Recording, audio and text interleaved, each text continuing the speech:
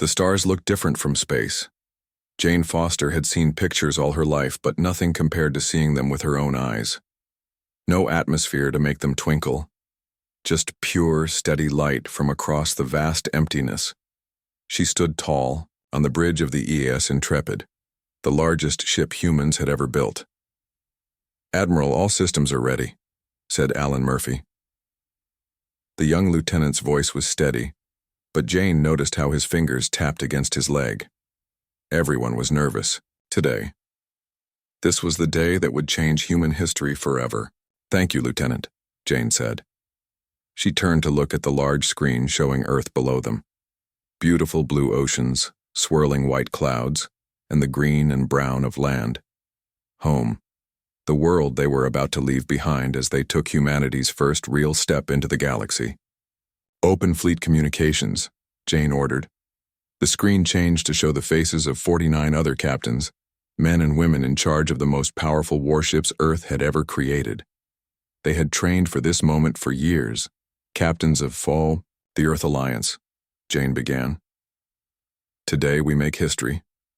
30 years ago we discovered we were not alone in the universe. We learned about the Galactic Empire and their ways.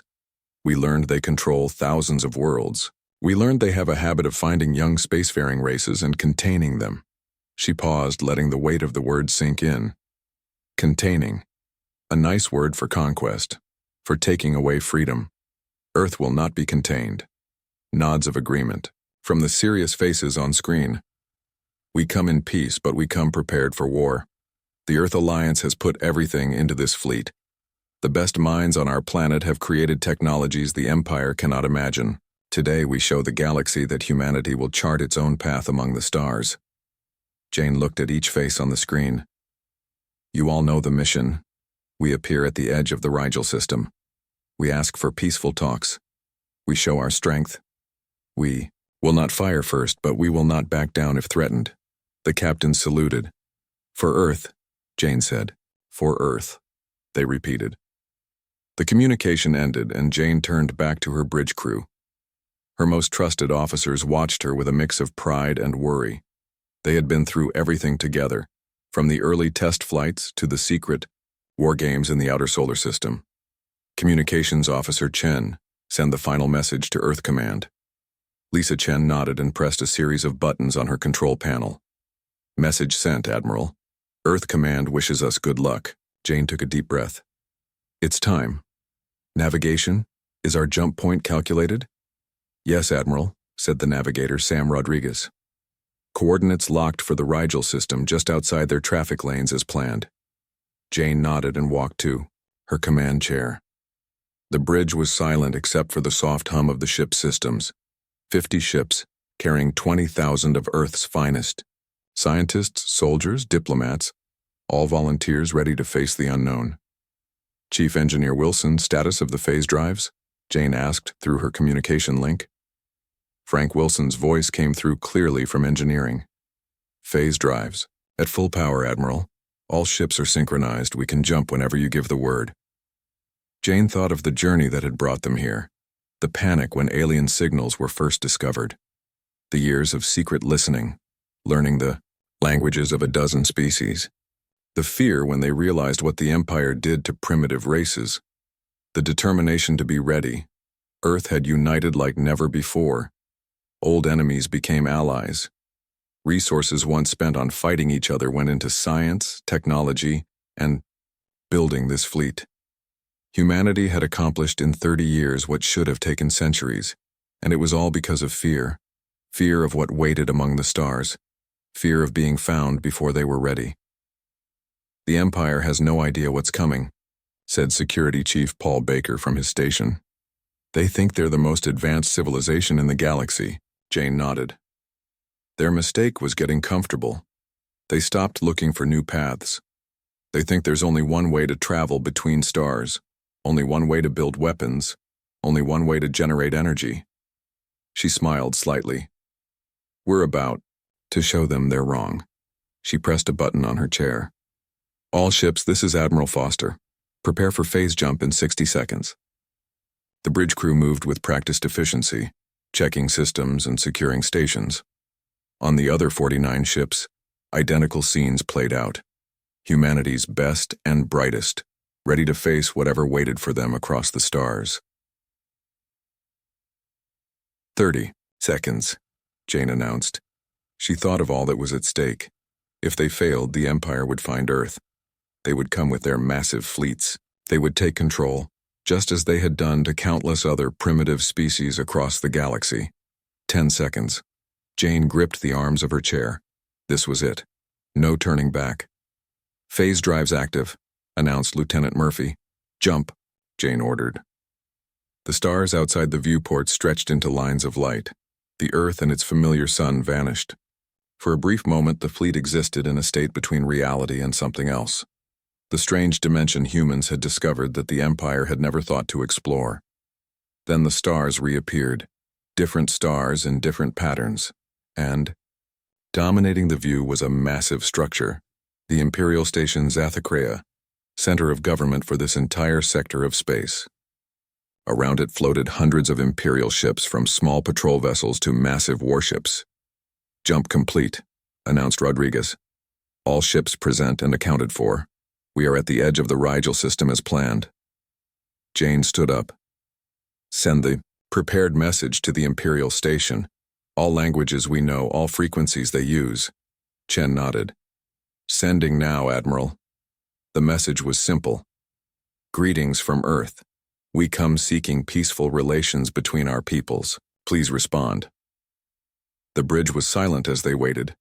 It took only moments for the Imperial ships to notice them. Jane watched on the tactical display as dozens of vessels broke from their patterns and began moving toward the human fleet. They're powering weapons, reported Baker, his voice tense. Hold positions, Jane ordered.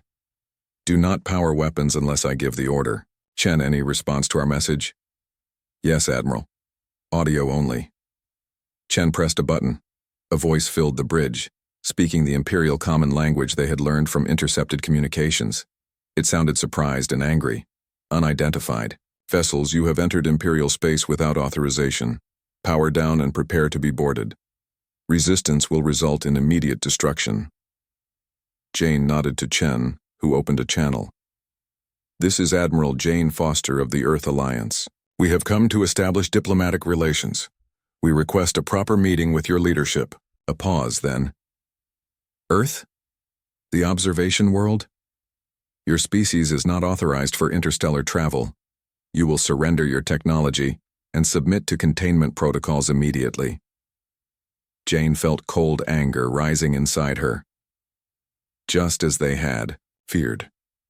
The Empire knew about Earth, had been watching, waiting until they decided humans were useful enough to be contained. Lieutenant Murphy, signal the fleet. Defensive formations. Activate hawking fields but keep weapons cold, Jane ordered. Then to Chen. Respond. We are a sovereign species. We do not recognize your authority to contain us or any race. We came seeking peace, but we are prepared to defend ourselves. As Chen sent the message, Jane watched the Imperial ships approaching. The first confrontation between humanity and the Galactic Empire was about to begin. The Empire was about to learn that humans would not be easily contained, and the galaxy was about to change forever. The Imperial ships moved closer, forming a half-circle around the human fleet. Their designs were strange to human eyes, all curves and spirals instead of the straight lines and angles of Earth ships. They glowed with strange blue energy. They're hailing us again, Lisa Chen said, touching her earpiece. Jane nodded. Put them through. A different voice came over the speakers, deeper, more formal. This is High Commander Vextol of the Imperial Navy. You will power down your vessels and prepare for boarding. This is not a request. Jane took a breath before answering. High Commander, we came here to talk. We propose a neutral meeting point. Send representatives, and we'll do the same. Primitives do not make proposals to the Empire, Vextol replied. You have one standard time unit to comply, or we will open fire. The communication ended abruptly. Charming fellow, Paul Baker said from his security station. Jane turned to her first officer, Susan Mitchell. Prepare the diplomatic shuttle. We need to get Ambassador Reyes ready. Susan looked concerned. Admiral, we can't seriously be thinking of sending the ambassador after that threat. We came to talk first, Jane reminded her. We do this by the book. Get the shuttle ready, but make sure the defense systems are working perfectly. Susan nodded and left the bridge. Jane turned to the tactical display. The Imperial ships were impressive, each one larger than Earth's biggest vessels. Their weapons were powered up, energy readings off the charts. They've never seen Hawking fields before, Jane said softly. They have no idea what they're dealing with. 30 minutes later, Ambassador William Reyes stood in the shuttle bay. He was a tall man, with gray at his temples and steady hands, despite the pressure. Remember, Ambassador, Jane said as she walked him to the shuttle. Offer peace, but make it clear we won't accept containment. The Council authorized you to reveal our defensive capabilities if necessary, but nothing about our phase drive technology. William nodded. I understand the balance we need to strike, but I still think coming here with warships was a mistake. Perhaps, Jane admitted, but we couldn't risk coming unprepared. The small diplomatic shuttle launched from the Intrepid, escorted by 2 fighter craft. It moved slowly toward the spot the Empire had designated for the meeting, just outside their massive space station. From the bridge, Jane watched the shuttle's progress on the main screen. Keep Hawking fields at ready, she ordered. If they try anything against that shuttle, I want an instant response. Yes, Admiral, Baker replied, his hand hovering over the defense controls. The shuttle docked with a small Imperial vessel that had moved to meet it. Minutes stretched into an hour, then 2. Still no communication from the ambassador, Chen reported, worry clear in her voice. Jane paced the bridge. This was taking too long. Try to raise him again. Chen pressed buttons on her console. No. Response, Admiral. Life signs? Baker checked his readings. The shuttle's systems show 3 human life signs. They're alive, at least. Jane nodded, relieved. Keep trying to contact them. Another hour passed. The Imperial ships hadn't moved, but tension on the bridge grew with each passing minute. Finally, Chen straightened in her seat. Admiral, the shuttle is disengaging from the Imperial vessel. They're returning. Get me visual as soon as they're in range, Jane ordered. When the shuttle docked back on the Intrepid, Jane was waiting. The door opened and William stepped out, his face pale.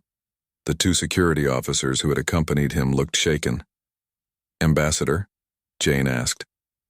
William shook his head. It went badly. Very badly. In the briefing room, William explained what had happened. The Imperial representatives had been led by a Zathri, the ruling species of the Empire. It was tall, with silvery scales and 4 eyes arranged in a diamond pattern. They've known about Earth for over 200 years, William said, his voice tight. They've been watching us, studying us. They call us a developmental observation case. Jane felt cold. What does that mean? It means they've been waiting until we were useful enough to be worth conquering, William replied. They were planning to make contact in about 50 years, once we'd developed certain technologies they wanted to harvest. The room was silent. As everyone processed this information, they consider our arrival here with military ships an act of aggression, William continued. They demanded our immediate surrender, the coordinates of Earth and all our technology. And if we refuse? Susan asked. Destruction of our fleet and full-scale invasion of Earth, William said simply. Jane stood up. Then they've made their position clear. There's more, William added. They were particularly interested in how we got here.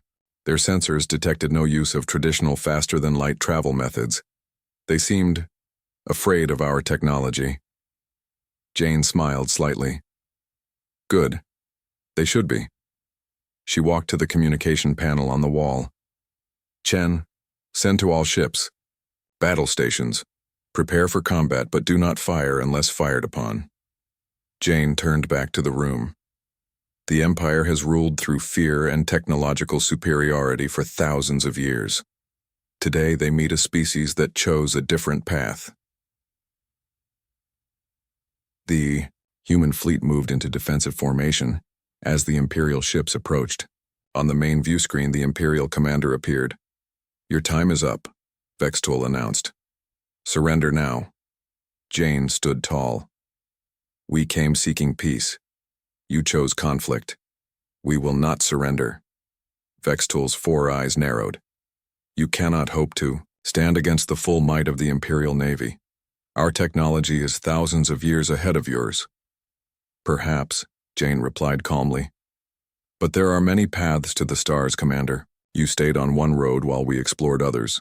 The Imperial commander made a dismissive gesture. "Your primitive philosophizing will not save you. Open fire." The screen went blank. "Admiral, they're targeting us," Baker called out. "Energy buildup in their main weapons. All ships activate hawking fields now," Jane ordered. The Imperial flagship fired first. A blinding beam of energy shot toward the Intrepid. It should have cut through the ship like paper. Instead, it hit something invisible around the human vessel. The energy seemed to bend, twist, and then simply fade away. On the bridge, Jane watched, calmly. "Status? Hawking fields holding at 98% efficiency," Baker reported, sounding almost surprised that their theoretical technology actually worked in combat. "No damage to any systems." "They're firing again," Rodriguez warned from the navigation console. "Multiple ships targeting multiple targets." More energy beams lashed out from the Imperial vessels. Each one met the same fate, twisting away into nothingness around the human ships. Jane opened a channel to the Imperial flagship. "This is Admiral Foster. As you can see, your weapons are ineffective against us. We again request peaceful negotiations." The Imperial commander's face appeared on screen again, his alien features twisted in what looked like shock. "What is this? Technology? How are you blocking our weapons?" Jane smiled. "Quantum probability manipulation. You focused on making your energy weapons more powerful. We learned to bend probability itself around our ships. Your weapons have a 0% chance of hitting us." For the first time, the Imperial commander looked uncertain, and Jane knew that humanity had just changed its future among the stars. Silence filled the Imperial flagship's command center. High Commander Vextul stared at the screen showing the human fleet, completely undamaged after his ships had fired their most powerful weapons. "Impossible," he whispered. His second in command, a fellow Zathri named Krelvon, looked equally shocked. "High Commander, what are your orders?" Krelvon asked. Vextul didn't answer immediately. In 12,000 years of Imperial history, no species had ever withstood a direct attack from Imperial warships, until now. Back on the Intrepid, Jane watched the Imperial ships closely. They had stopped firing but remained in attack formation. "They're talking among themselves," Lisa Chen reported from communications. "Their signals are encrypted, but the volume of transmissions suggests they're asking for instructions from higher command." Jane nodded. "They never expected to need a backup plan. This changes everything for them." Frank Wilson's voice came through from engineering. "Admiral, the hawking fields held up perfectly, but they're power-hungry. We can maintain them for another 4 hours at most before we need to recharge." "Understood, Chief," Jane replied. "Hopefully we won't need them that long." Paul Baker looked up from his security console. "Admiral, sensors are picking up more ships entering the system. Lots of them." Jane walked to the tactical display. Dozens of new signals were appearing at the edge of the Rigel system. "Imperial. Reinforcements. They're taking us seriously now," Susan Mitchell observed. Jane straightened her uniform. "Good. Open a channel to the flagship again." High Commander Vextul appeared on screen, his alien features composed once more. "Admiral Foster," he said, his voice carefully controlled. "Your defense technology is bono impressive. Perhaps we can discuss terms." "I'm glad you've reconsidered, Commander," Jane replied. "We notice your reinforcements arriving. Let me be clear. We did not come to fight a war, but we will not surrender. Earth will not be contained." Vextul's 4 eyes blinked in sequence. "You speak boldly for a species that has just reached the stars. We may be new to space travel, but we've had 30 years to prepare for this moment," Jane said. "While you were watching us, we were learning about you. The Imperial commander seemed disturbed by this. What do you propose? A real meeting. Equal terms. 5 representatives from each side, on a neutral vessel between our fleets. After a brief pause, Vextol nodded. Agreed, 2 standard hours from now. The screen went dark. He agreed too easily, Susan said, suspicious. Jane nodded. They're buying time, hoping to find a weakness in our defenses before their reinforcements arrive. She turned to Alan Murphy. Lieutenant, prepare a secure meeting vessel, and get me our science team. 2 hours later, a small human vessel floated in the space between the 2 fleets. Inside, Jane waited with Ambassador Reyes, Chief Engineer Wilson, Security Chief Baker, and Science Officer Olivia Patel. The Imperial delegation arrived in an ornate shuttle. High Commander Vextol led the way, followed by 4 other aliens of different species.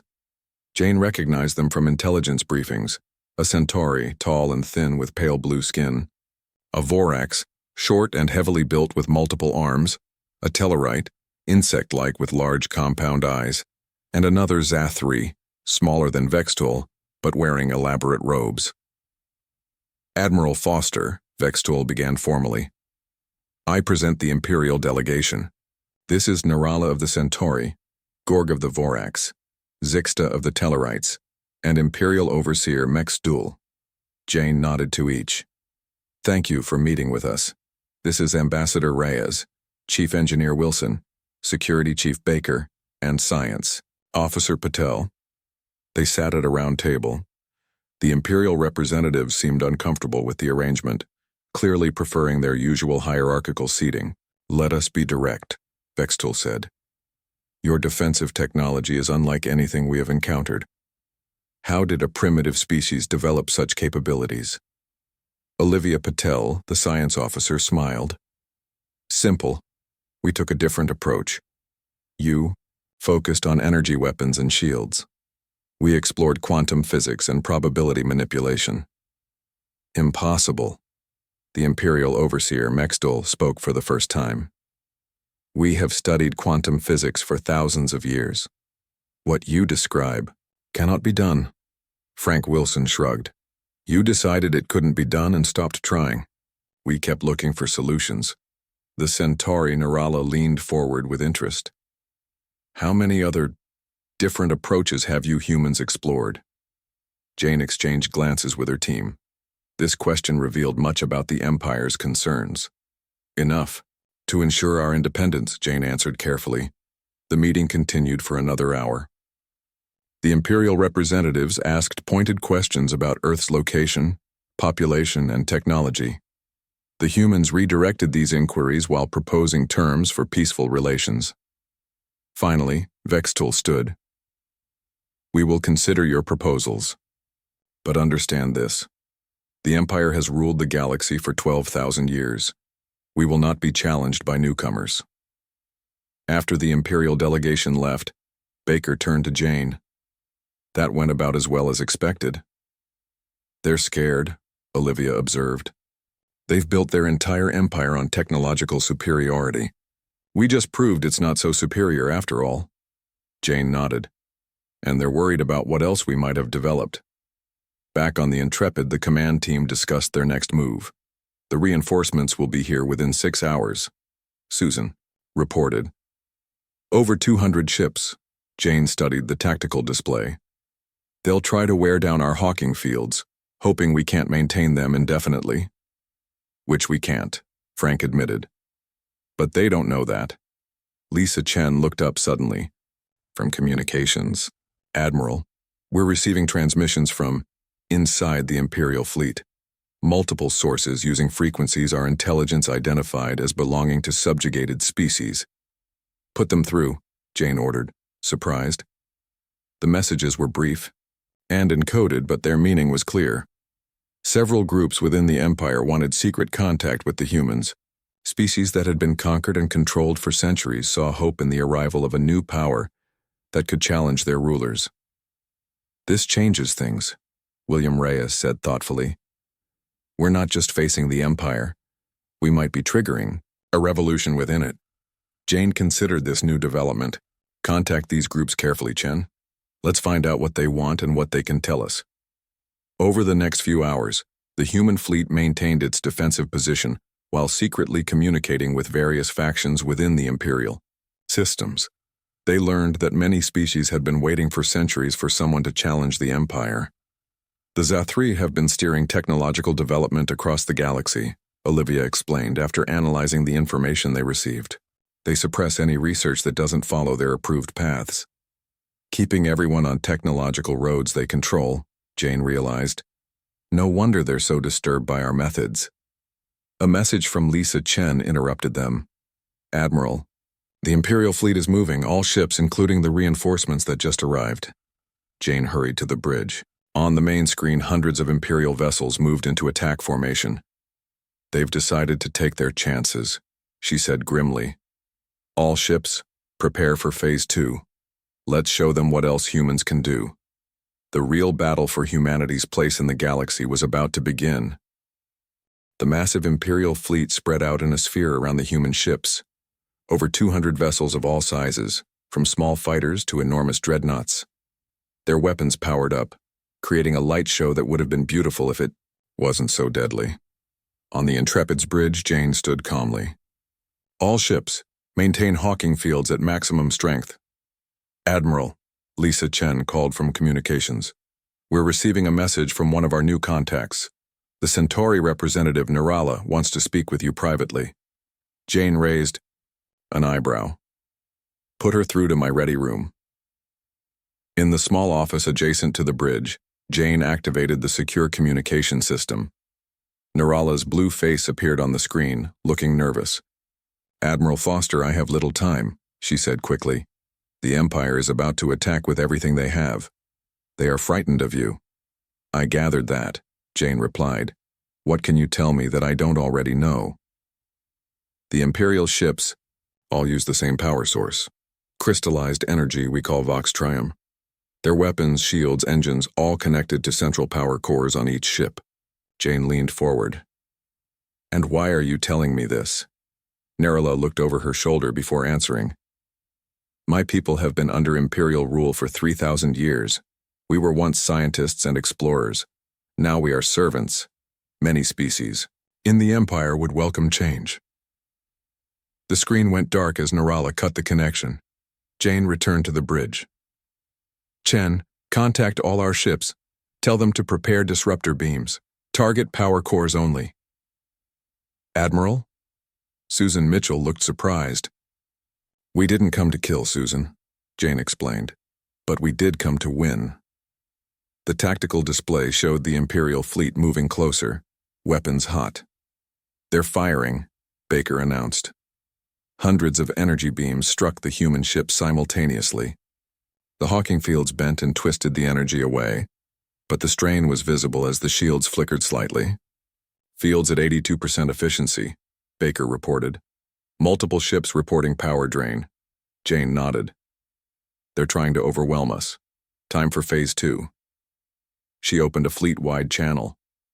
All ships, on my mark, drop hawking fields for 3 seconds and fire disruptors at designated targets. Mark! The protective fields around the human ships vanished. Before the Imperial fleet could react, 50 precise disruptor beams shot out. These weren't weapons designed to destroy. They were tools built to disable. Each beam struck an Imperial ship's power core. The energy wasn't blocked by their shields. It passed through as if they weren't there, targeting the molecular structure of the Voxtrium crystals themselves. One by one, Imperial ships went dark. Their weapons powered down, their engines stopped, and they drifted helplessly in space. Hawking fields back online, Baker called out as the protective bubbles reappeared around the human vessels. On the main screen, Jane could see the confusion in the Imperial fleet. Nearly 50 of their ships were now powerless, floating dead in space. No destruction, no loss of life, just neutralized. They're regrouping, Susan reported. The remaining Imperial ships pulled back, forming a new defensive pattern. Admiral, Chen called urgently. We're receiving transmissions from multiple ships in the Imperial fleet, not just the disabled ones. Some of their own vessels are breaking formation. Jane watched in surprise as about 20 Imperial ships moved away from their fleet. They took positions at the edge of the battle, weapons powered down. "What's happening?" Jane asked. "Messages coming in," Chen replied, her fingers flying over her console. "They're from the subjugated species serving on those ships. The crews have taken control from their Imperial officers." A new face appeared on the main screen, a Tellarite like the one from the meeting with large insect eyes. "This is Captain Zixka, of the vessel Righteous Dawn. For centuries we have served on Imperial ships, waiting for this moment. We stand with Earth." Other messages followed. Centauri, Vorax, and a dozen other species Jane didn't recognize. All with the same message. The Empire's iron grip was breaking. On the Imperial flagship, High Commander Vextol watched in horror as his fleet fell apart, ships disabled by the strange human weapons. Others turning against him, crewed by species he had always considered loyal subjects. "This cannot be happening," he whispered. "High Commander?" His second-in-command said urgently. "The human vessels are moving." The 50 Earth ships had changed formation. Rather than defensive positions, they were now spreading out, surrounding the remaining Imperial vessels. "Send to all loyal ships," Vextol ordered. "Prepare to jump to hyperspace. We must warn the High Council." Back on the Intrepid, Jane received the report from Baker. "The remaining Imperial vessels are preparing to flee, Admiral." Jane considered for a moment. "Let them go. We didn't come to destroy them." Susan looked concerned. "They'll return with more ships." "Perhaps," Jane agreed, "but by then we'll have made more friends." She gestured to the Imperial vessels that had joined their side. As the remaining loyal Imperial ships vanished into hyperspace, the human fleet faced a new challenge. The rebel Imperial ships approached cautiously, and soon their leaders were requesting permission to come aboard the Intrepid. In the main conference room, Jane met with the captains of 5 rebel ships. Narula of the Centauri was there, along with representatives of the Tellarites, Vorax, and 2 other species. "We have dreamed of this day," Zixka the Tellarite said, his mandibles clicking with excitement. "For generations, we have waited for someone to stand against the Empire." "Why now?" William Reyes asked. "Why join us when you've served them for so long?" Narala answered, "Because you proved they can be beaten. The Empire rules through fear and technological superiority. You showed both are false." "What happens now?" Jane asked. "The Empire will return," the Vorax representative Gorg rumbled. "But news of this battle will spread. Hundreds of worlds will hear that humans stood against Imperial ships and won." Narula nodded. "The Empire has hidden much from its subjects. They control research, suppress innovation. Any technology that doesn't follow their approved path is banned." Jane thought about this. "They've been steering galactic development for thousands of years." "Yes," Zixka confirmed. "They keep all species on technological paths they understand, and can counter. Your approach was completely outside their experience." In the hours that followed, the human fleet and their new allies exchanged information. The rebel ships contained scientists and engineers eager to learn about Earth's different technological path, and the humans gained invaluable insights into Imperial systems and politics. "The High Council will be in chaos," Narala explained. "Nothing like this has happened in thousands of years." Jane stood at the viewport looking out at the stars. "They'll adapt. They've ruled for 12,000 years. They won't give up easily." "No," Narala agreed. "But for the first time in millennia, there is hope for change." Lisa Chen interrupted with an urgent message. "Admiral, we're detecting massive communication traffic throughout the system. The news is spreading faster than the Empire can contain it. Ships from other systems are arriving. Civilian vessels mostly." Jane turned to her new allies. "It's starting, isn't it? The revolution you've been waiting for." Zixka's compound eyes glittered. "Yes, Admiral, and it began with the arrival of your fleet. The first battle was over. Earth had announced its presence to the galaxy in a way no one could ignore, and the 1,000-year rule of the Galactic Empire had just faced its first serious challenge. The real war, for the future of all species, was just beginning." 3 months passed quickly. The news of what happened at Rigel spread across the galaxy faster than the Empire could contain it. For the first time in thousands of years, the unbeatable Imperial forces had been defeated, and not by a long-established species, but by newcomers from a distant world called Earth. Jane Foster stood by the window of her new office on the diplomatic station. Humans had built it in record time using their phase drive technology, placing it in neutral space between Empire territory and several independent systems. From here she could see ships of all shapes and sizes coming and going. Species that had never worked together were now finding common ground. "Admiral, the representatives are ready," Lisa Chen said from the doorway. In the months since the battle, she had been promoted to communications director for Earth's new diplomatic corps. Jane nodded and followed her to the large meeting hall. Inside, over 200 delegates from different worlds waited. Some were former Imperial subjects, who had declared independence. Others were from systems that had always stayed beyond the Empire's reach. And of course there was the human delegation, led by Ambassador Reyes. "This is quite a gathering," Jane said quietly to William as she took her seat next to him. 217 worlds represented, William confirmed, and more requesting to join every day. At the center of the room was a round table where the main negotiations would take place. Representatives from 12 major species sat there, including Narala for the Centauri, Zixka for the Tellarites, and Gorg for the Vorax. Jane and William represented Earth, and, most surprisingly, there were 3 Zathri in attendance, Imperial citizens who had broken with their government. "Let's begin," William announced, standing to address the assembly. 3 months ago, humanity entered the galactic stage. We came prepared for peace or war. What we found was a galaxy ready for change. Narala spoke next. "For thousands of years, the Empire has controlled technological development across known space. They suppressed innovation that didn't follow their chosen paths. They contained emerging species that showed too much creativity or independence. That ends today," Zixka added, his insect-like mandibles clicking with emotion. "Today we form something new, a community of equals, sharing knowledge rather than hoarding it." The main doors opened suddenly, and everyone turned to look. A group of Zathri in full Imperial regalia entered, led by a figure Jane recognized. Imperial Overseer Mexdol from the first diplomatic meeting.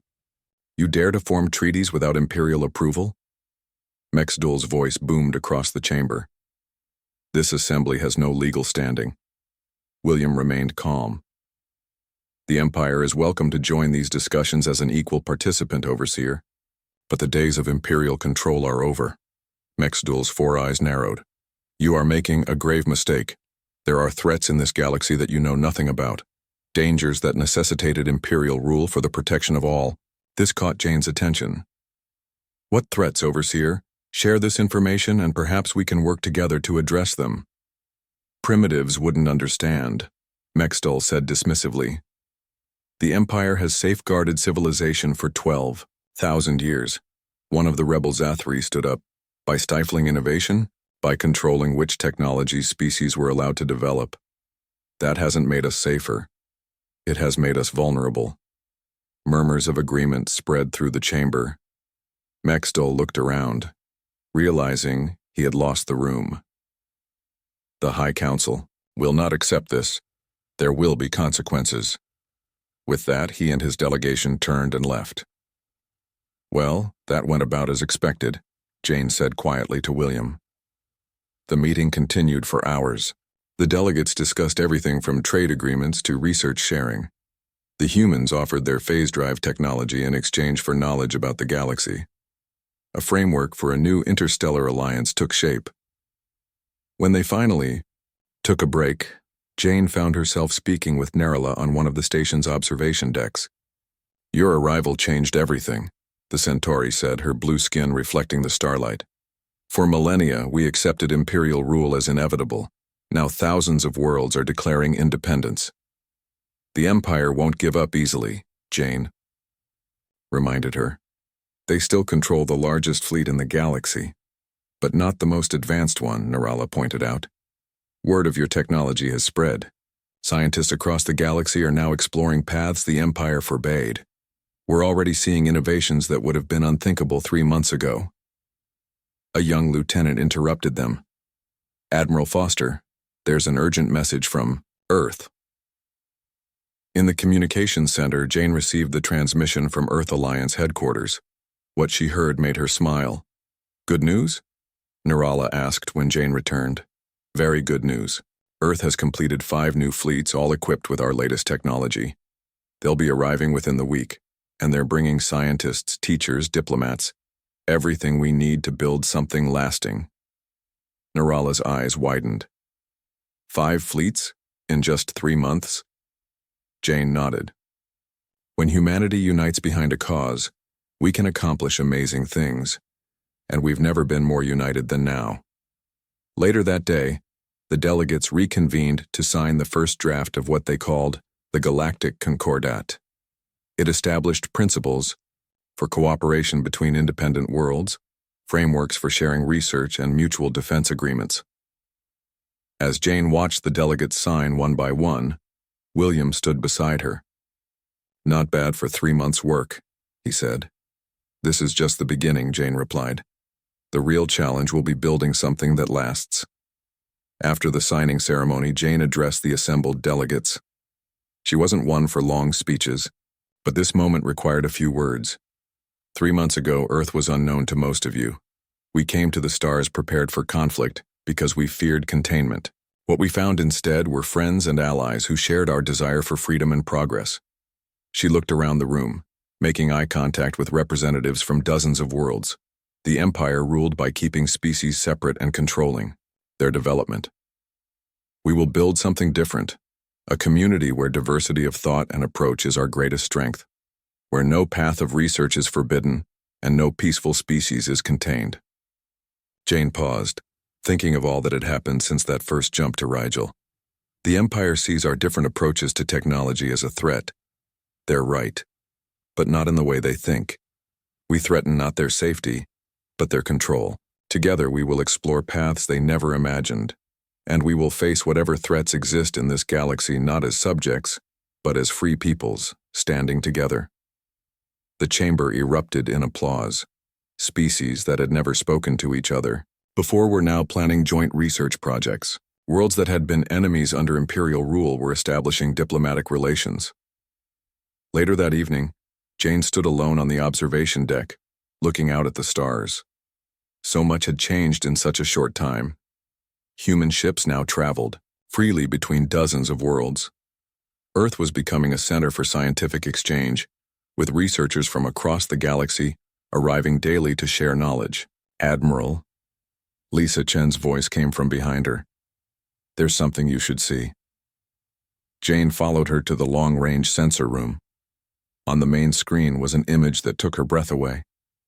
Hundreds of ships were approaching from Earth, the new fleets she'd been told about.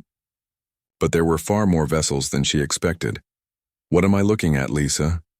The 5 Earth fleets, yes, Lisa confirmed. But they've been joined by ships from over 100 worlds. They're all coming here to join what people are calling the Liberation Fleet. Jane stared at the screen in wonder. It's really happening, isn't it? Yes, Admiral, Lisa said with a smile. The galaxy is changing.